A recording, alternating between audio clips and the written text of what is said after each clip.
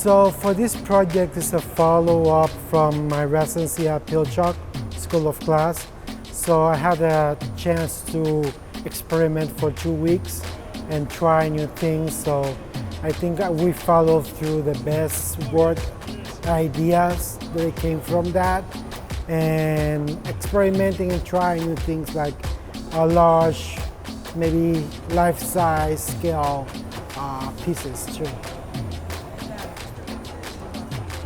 It's really different. Here it feels more like a business orientated, like so precise in the way that the gaffer skills have over here, and that can really narrow down to millimeters the sketches of it. My notions of the vision of the Museum of Glass, I thought they would come with suits, tie, and line up and like ready to make whatever I come through. So I felt a little intimidating about it, seriousness of it, and it's not.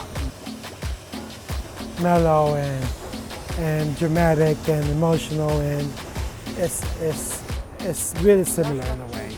I was introduced to Veronese with my partner Jeffrey Mitchell. He made one of there, and I just asked him what is that, and he told me the history behind it. The gaffers told me like the real intense competitions about creating the Veronese and what is the perfect Veronese and how to replicate it and the different versions of it. I fell in love because it kicked a memory of me playing with marbles in Puerto Rico. It's like, that was really quite exciting me about it. Like, I love the shape of it. I love the history content of it, religious and the painters of it, and how it's quite behind and the background of the main characters of it, but it's right there.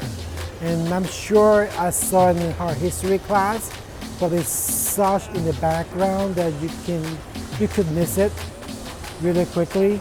So the idea of going to the store, getting back the marbles, we almost get the generic same ones, so it was not fun of it. So we quickly discovered that spray cans have marbles inside of it. So we started hunting them, the spray bottles, and staff them and getting color spray back because it's a little leftovers from those marbles, from the spray bottles, and then figure out what you get. So you can get bigger ones, color ones, clear ones, and that was the big trade. You can trade one marble for 5 or 10, depending how much the other person wanted.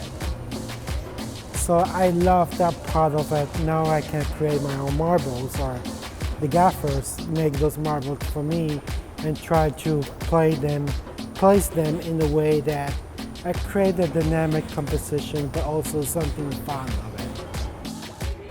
Yeah, it's creating this a little, I call it a fat or chubbiness fat that's when that marble is going through and quite pushing his way through glass, and then how the glass is just responding or accepting that marble in the way that quite wrapped himself around a little bit.